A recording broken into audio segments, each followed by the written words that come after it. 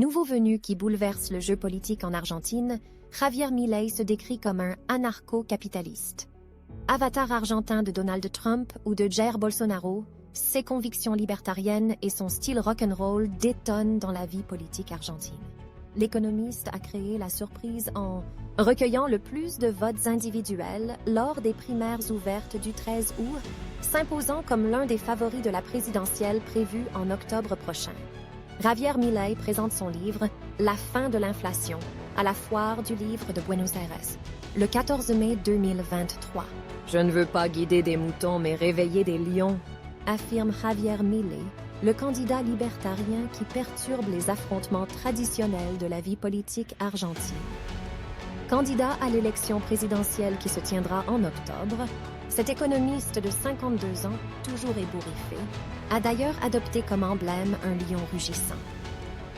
L'emblème de campagne de Javier Milei. Depuis l'élection de Néstor Kirchner en 2003, la vie politique argentine s'est installée dans l'opposition de deux blocs.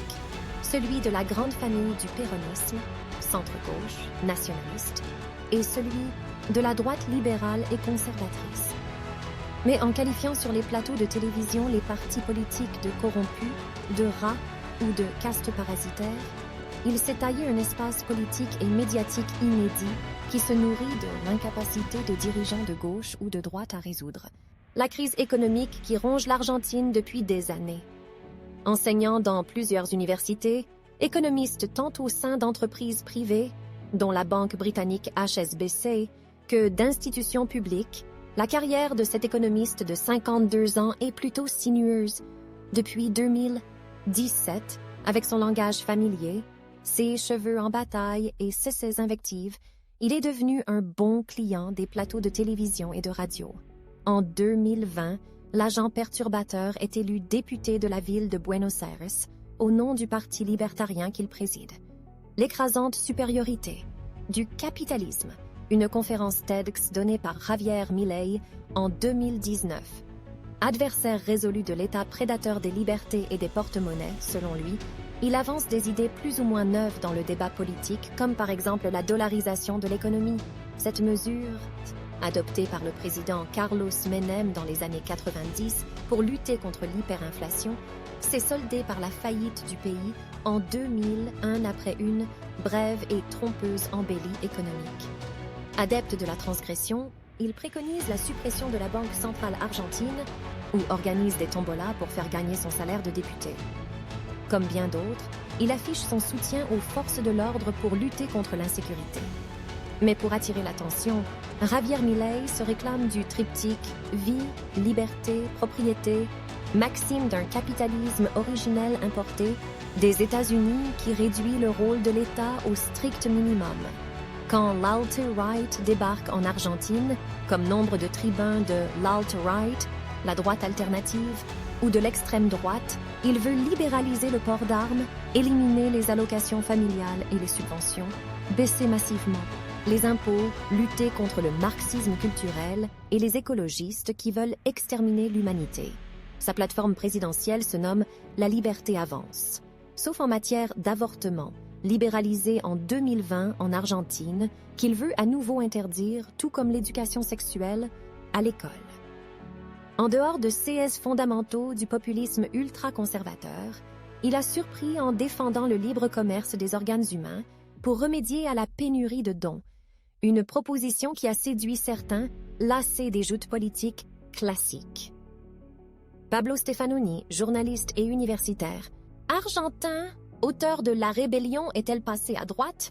Dans le laboratoire mondial des contre-cultures néo-réactionnaires, la découverte 2022 décrypte pour France 24 le phénomène Javier Milei en vue du premier tour de l'élection présidentielle argentine qui se tiendra le 22 octobre 2023. France 24, comment expliquez-vous l'émergence de Javier Milei? Pablo Stefanoni. C'est sans conteste son attitude anti-système de rockstar et son discours anarcho-capitaliste qui a retenu l'attention. C'est un public plutôt jeune qui a commencé à le suivre. Dénoncer la caste politique, un terme utilisé par Podemos, le parti de gauche radical en Espagne, NDR, a eu beaucoup de succès. tout comme l'utilisation à toutes les sauces du mot « liberté » que l'on a beaucoup entendu en Argentine pendant et après la crise du Covid. De plus, avec son discours anarcho-capitaliste, il défend l'économie informelle, contrairement aux élites libérales traditionnelles. Dans un autre registre, il joue sur la nostalgie des années 90, l'époque où la convertibilité entre le peso et le dollar garantissait une certaine stabilité. Enfin, il s'exprime dans un style très transgressif.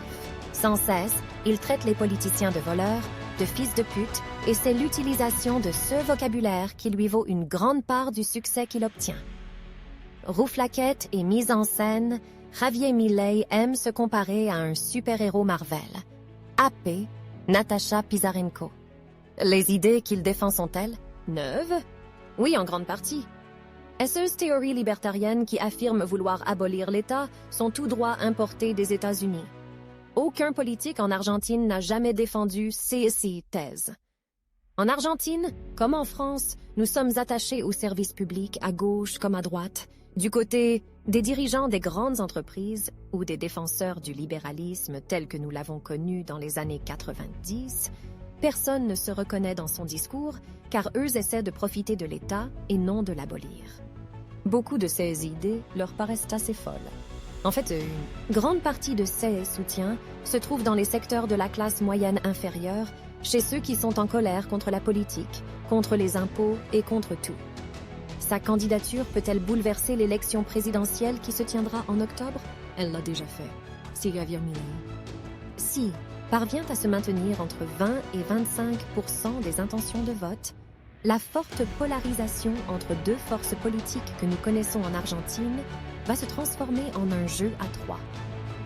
Javier Milei a déjà contraint la coalition de droite, dirigée par l'ex-président Mauricio Macri, à se positionner de façon plus radicale sur certains thèmes, notamment sur celui des impôts. Celle-ci doit choisir lors des primaires entre une candidate partisane d'une droite dure et le maire de Buenos Aires qui est plus modéré. Si ce dernier l'emporte, je pense que cela va favoriser Javier Milei. Du côté des péronistes, qui sont en pleine crise interne, certains estiment que sa candidature va retirer des voix à la droite et que d'une certaine manière, elle les arrange. Tout dépend du candidat qu'ils vont choisir lors des primaires qui auront lieu en août.